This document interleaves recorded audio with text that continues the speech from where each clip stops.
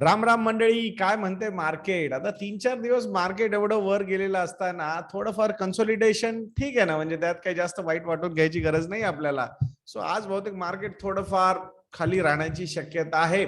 कारण काय काय आहे त्याच्याबद्दल आपण बोलूयात. काल युएस मार्केट्स बंद होते बरं का, त्यामुळे तिकडून काही इंडिकेशन्स नाही आहेत. बट ओव्हरऑल सध्याचं सगळ्यात मोठं इंडिकेशन आहे क्रूड ऑइल. आणि क्रूड ऑइलचे प्राइसेस $118 पर बॅरल पर्यंत वर गेलेले आहेत. कशामुळे? कारण युरोपियन युनियननी ठरवलेलं आहे की रशियाकडून जे ऑइल आपण घेत आहोत, जवळपास 90% ऑइल इम्पोर्ट्स ते कमी करणार आहेत by end of this calendar year, म्हणजे डिसेंबर 2022 पर्यंत. आणि म्हणूनच त्याच्यामुळेच इथे क्रूड ऑइलच्या प्राइसेस वाढताना दिसत आहेत. प्लस चायनामध्ये सुद्धा कोविडची जी सिच्युएशन आहे ती बऱ्यापैकी इम्प्रूव्ह होताना दिसते. 1 जून पासून शांघाई हे जे सगळ्यात मोठी one of the biggest cities of China, जिथं पोर्ट पण आहे, आय थिंक ते ओपन होताना दिसत आहेत. रेस्ट्रिक्शन्स ते बंद करणार आहेत आणि त्यामुळेच ओव्हरऑल एक सेंटिमेंट पॉझिटिव्ह झालेला आहे. ऑइल इम्पोर्टर आहे, बऱ्यापैकी मोठा ऑइल इम्पोर्टर आहे चायना. सो त्या पॉइंट ऑफ व्ह्यूनी जर आपण बघितलं तर डेफिनेटली ती पण एक डिमांड वाढू शकते इथे.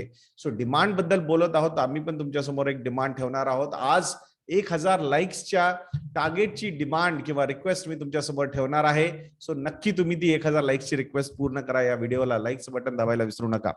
सो आता काल जे मार्केट वर गेलेलं आहे त्याच्या मागे अजून एक कारण आहे, ते म्हणजे मान्सून बऱ्यापैकी चांगल्या पद्धतीने पुढे समोर येताना दिसतोय. सो इंडियामध्ये यावेळेसचा सुद्धा मान्सून नॉर्मल राहील अशी शक्यता आहे, असं वर्तवलं आहे IMD ने. आता त्याच्यावर स्कायमेट ही जी कंपनी आहे, प्रायव्हेट फोरकास्टर ऑफ वेदर, त्यांचं म्हणणं आहे की IMD ने थोडीशी घाई केलेली आहे इथे आणि म्हणूनच बहुतेक ते तोंडावर पडण्याची शक्यता आहे, असं त्यांचं म्हणणं आहे. आता बघूयात, गव्हर्नमेंट ऑफ इंडियानी सुद्धा याला थोडंसं सिरियसली घेतलेलं आहे आणि जे प्रेडिक्शन्स यांच्याकडून येत आहेत सो त्याला थोडंसं स्क्रुटिनाइज करण्याची शक्यता सेंट्रल गव्हर्नमेंटकडून आहे, असं एका न्यूजपेपरमध्ये मी आज वाचलेलं आहे. सो तिथे डिफरन्स ऑफ ओपिनियन्स क्रिएट झालेले आहेत. पण मार्केट कसं आहे, थोडंसं बायस्ड होऊन जातं. सो पॉझिटिव्ह न्यूज घ्यायची ना, तर सध्या पॉझिटिव्ह न्यूज घेण्याचं ठरवलेलं आहे, कारण global markets are up and that's why इथे सध्या ही गोष्ट होताना दिसते आपल्याला. आता क्रूड बद्दल आपण बोललो आहोत मगाशी, $118 पर बॅरल पर्यंत क्रूड ऑइल गेलेलं आहे. सो पण इंडियाला ना एक थोडंसं पॉझिटिव्ह गोष्टी सुद्धा इथे इंडियासाठी डेव्हलप होत आहेत. आता रशियाकडून जे आपण क्रूड ऑइल घेत आहोत ना, ते जवळपास 3 पट झालेलं आहे. जेवढं आपण आधी घ्यायचो त्याच्यापेक्षा 3 पट जास्त ते वाढलेलं आहे. सो मंथ वाईज मी थोडंसं तुम्हाला सांगतो इथे. आणि सिन्स युक्रेन इन्व्हेजन ना, युक्रेनमध्ये इन्व्हेजन केल्यापासून रशिया बरोबरचे आपले इंडियाचे क्रूड ऑइलचे इम्पोर्ट जे आहेत ते वाढताना इथे दिसत आहेत. आणि हे जे इम्पोर्ट्स येत आहेत ते कट डील प्राइसच्या पद्धतीने येत आहेत. म्हणजे जे क्रूडच्या प्राइसेस होत्या इन्व्हेजनच्या आधी जवळपास $80-90 पर बॅरल, सो त्याच्यावर आपल्याला $25 ते $30 पर बॅरल एवढा डिस्काउंट क्रूडच्या ऑइलवर रशियाकडून मिळत आहे. आणि म्हणूनच एप्रिल महिन्यामध्ये जे इम्पोर्ट झाले क्रूड ऑइलचे इम्पोर्ट जे झालं रशियाकडून, ते 7.2 बिलियन बॅरल्स एवढं होतं पूर्ण एप्रिल महिन्यामध्ये. देन मे महिन्यामध्ये जे इम्पोर्ट झालं ते 24 मिलियन बॅरल्स होतं पूर्ण मे महिन्याचं. आणि जून मध्ये हाच नंबर 28 मिलियन बॅरल्स एवढा असेल.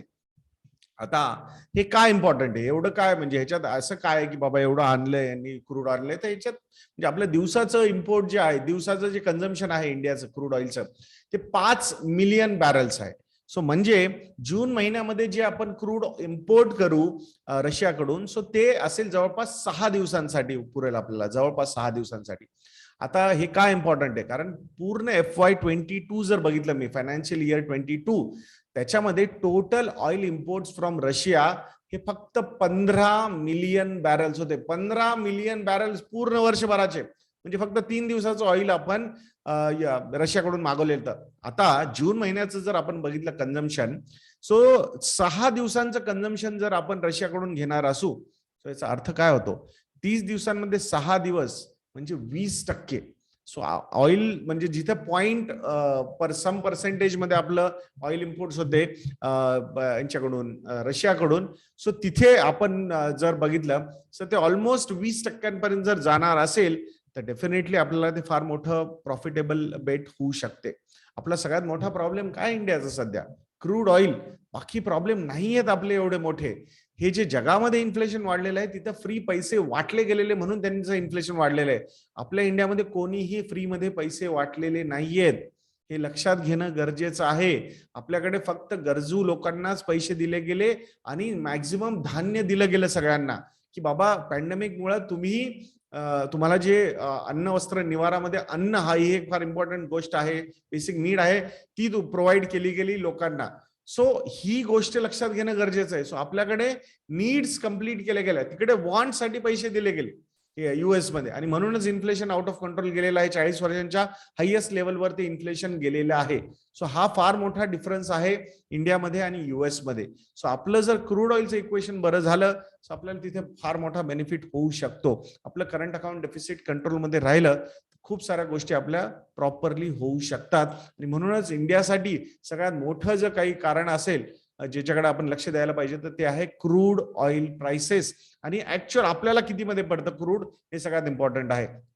आता याच्याबद्दलच बोलणार असू तर जवळपास हे जे मध्ये क्रूड ऑइलचे प्राइसेस वाढल्या त्याच्यामध्ये 49,000 कोटी रुपयांचा एक्स्ट्रा वॅट स्टेट गव्हर्नमेंट्सला मिळालेला आहे, ज्याच्यामध्ये सगळ्या गव्हर्नमेंट्स, स्टेट गव्हर्नमेंट्स म्हणजे महाराष्ट्र, गुजरात, तेलंगणा, आंध्र प्रदेश, तामिळनाडू, वेस्ट बेंगॉल, सगळे कर्नाटक, सगळ्या राज्यांना मिळून 49,000 कोटी रुपयांचा तो प्रॉफिट एक्स्ट्रा वॅट जनरेट झाला, रेव्हेन्यू जनरेट झाला त्यांच्याकडे. आता मध्ये हे जे एक्साइज ड्युटी कट आणि वॅट कट केल्या होत्या त्याच्यामध्ये जवळपास 15,000 कोटी रुपयांनी तो नंबर खाली गेलेला आहे. तरी सुद्धा 34,000 कोटी रुपयांचा एक्स्ट्रा वॅट या राज्यांनी कलेक्ट केलेला आहे. आणि ह्याच्यामध्ये अग्रेसर राज्य कोणते कोणते आहेत? महाराष्ट्र, गुजरात आणि तेलंगणा. सो इथे आपण कुठल्या एका पार्टीला बोलत नाही. महाराष्ट्र महाविकास आघाडी, गुजरात बीजेपी, तेलंगणा वेगळंच, तिसरं अदर म्हणजे पार्टीज. सो सगळ्यांचा इथे प्रॉफिट झालेला आहे, रेव्हेन्यू वाढलेला आहे.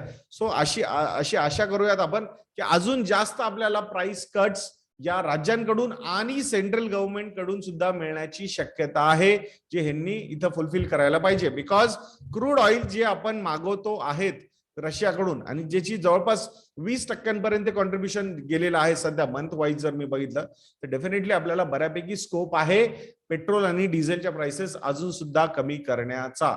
आणि हे जर कमी झालं तर आपलं इन्फ्लेशन कंट्रोलमध्ये राहील.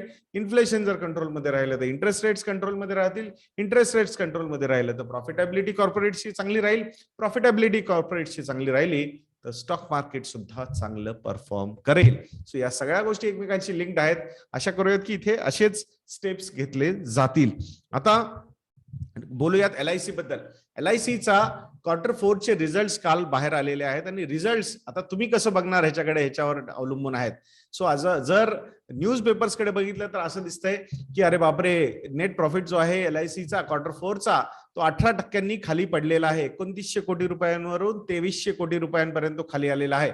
सो असं जर बनलं तर डेफिनेटली अरे अरे फार वाईट झालं, खराब झालं. काय काय आशा होत्या तसं तर फुलफिल होताना दिसत नाहीयेत. पण हे नंबर बघणं चुकीचं आहे, कारण मागच्या वर्षी Q4 मध्ये जे रिझल्ट्स LICने दिले होते ते पूर्ण वर्षाचा प्रॉफिट त्यांनी एका क्वार्टरमध्ये दाखवला होता. बिकॉज त्यांची व्हॅल्युएशनची एक्सरसाइजेस चालू होत्या आणि त्याच्यामुळे लास्ट क्वार्टरमध्ये सगळा प्रॉफिट त्यांनी दाखवलेला होता. सो ते कम्पेअर करणं बरोबर आहे का? नाही. मग आपल्याला काय कम्पेअर करावं लागेल? आपल्याला पूर्ण FY21 चे रिझल्ट आणि पूर्ण FY22 चे रिझल्ट कम्पेअर करावे लागतील. आणि हे जर कम्पेअर केले तर पूर्ण FY21 मध्ये प्रॉफिट होता LICचा 2900 कोटी रुपये आणि पूर्ण FY22 मध्ये LICचा प्रॉफिट आहे 4043 कोटी रुपये. सो म्हणजे किती टक्क्यांनी वाढला हा प्रॉफिट? जवळपास 39% हा प्रॉफिट वर गेलेला आहे पूर्ण वर्षाचा जर मी बिझनेस LICचा बघितला तर. सो या वर्षी जर असेच 2500 कोटी रुपयांपर्यंत जर एव्हरी क्वार्टर त्यांनी प्रॉफिट दिले तर टोटल प्रॉफिट जो असेल LICचा तो जवळपास 10,000 कोटी रुपयांचा असू शकतो. तर यावर्षी FY22 मध्ये 4,000 कोटी रुपये आणि नेक्स्ट इयरला जर 10,000 कोटी रुपये झाला तर ग्रोथ किती झाली त्याची तर तुम्हाला समजून गेलेलं असेल की जवळपास 6,000 कोटींनी ती ग्रोथ आहे. म्हणजे 150% तो जास्त असेल प्रॉफिट नेक्स्ट इयरला. सो पोटेन्शियल जे आहे LICचं प्रॉफिट जनरेट करण्याचं हे फार मोठं आहे.